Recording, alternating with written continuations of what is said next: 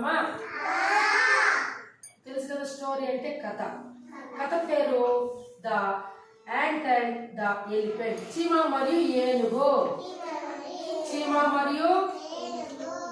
మరియు very good.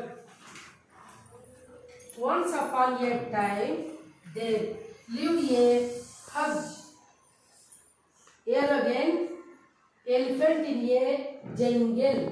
అంటే ఒకప్పుడు ఒక అడవిలో ఒక పెద్ద అహంకారం పట్టినటువంటి ఏనుగు ఉండేదంట. చాలా గర్వం అంట దానికి, ఏనుగుకి భలే విర్రవీగేదంట.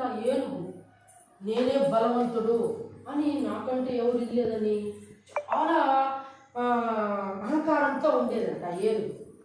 In the same jungle there lived a family of ants. అదే అడవిలో ఒక చీమ కుటుంబం ఉండేదన్నమాట. చీమలు చూసారా? చీమని ఇంగ్లీష్లో యాంట్ అంటాము. ఏమంటాము? ఎవరి morning they use to go in search of food. రోజు ఉదయం లేస్తానే ఈ యొక్క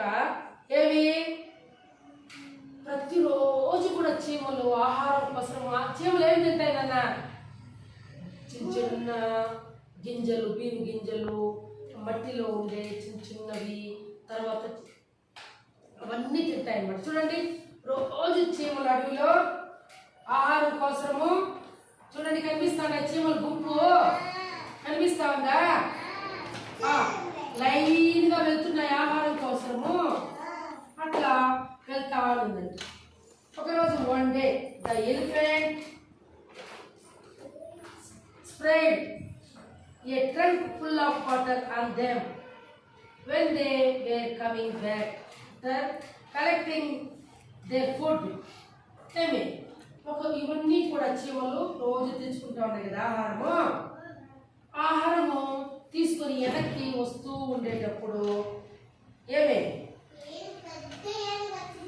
పెద్ద ఏను దాని తొండం ఉంటుంది కదా, ఆ తొండంతో నీళ్ళని ఎత్తుకొని ఆ పాప చీమలు ఆహారం తెచ్చుకున్నాయి కదా, వాటిపైన ఇట్లా ఉమ్మేసిందంట. ఎవరు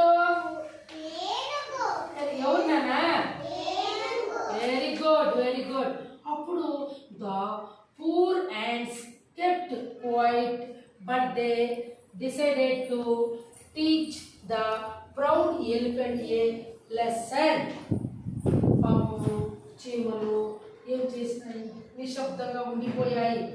అని పాపం ఏమీ చేయలేక తీసుకొస్తాను ఆహారం పైన ఆ ఏనుగు తొండంతో నీళ్ళన్నీ ఆహారం పైన పోసేసి అంతా కొట్టుకొని వెళ్ళిపోయింది. కానీ అవి చూడండి సైలెంట్గా పాపట్లో గమ్మున ఏమీ చెప్పకుండా పాపము ఏనుగుకి భయపడుకొని గమ్మున వెళ్ళిపోయి, ఎప్పుడో ఒకరోజు ఎలిఫెంట్ కంటే ఎవరు ఏనుగుకి తగిన గుణపాఠం చెప్పాలని మాత్రం అవి అనుకున్నాయంటే. ఎవరు? ఏనుగు కాదు, చీమలు అనుకున్నాయంట.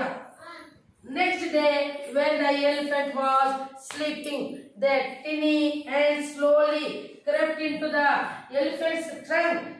ట్రైన్ అంటే ఏమి చెప్పండి? నీటి కాదమ్మా, టైనీ అంటే చిన్నమైన. టైనీ అంటే మరుసటి రోజు ఏనుగు మరుసటి రోజు నాన్న కుశల్ బంగారు కూర్చోవాలి బాగా. మరుసటి రోజు ఆడ కూర్చోను, ఇక్కడ కూర్చో. మరుసటి రోజు నిద్రపోతా ఉందంట. ఎవరు బాగా గొర్రెలు పెట్టుకొని ఏను చూడండి, ఇక్కడ ఏను గొర్రెలు పెట్టుకొని బాగా నిద్రపోతా ఉందంట. గున్నే గది బాగా నిద్రపోతా ఉందంట. నిద్రపోతా ఉంటే అప్పుడు మొత్తం చీమలన్నీ వచ్చినాయి. చూసినారు కదా చీమలు ఎంతుంటాయి? చీమలు చాలా చిన్నవి చీమలు, కానీ ఏనుగు చాలా పెద్దది. అర్థమైందా?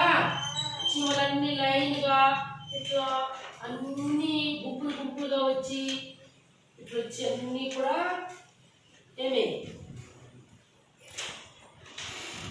ఏనుగు పడుకోని కదా, ఏనుగు తొండం లేక అన్నీ ఎక్కేసినాయంట. ఎవరు? చీమలు. అబ్బా ఎక్కే లోపల once inside they began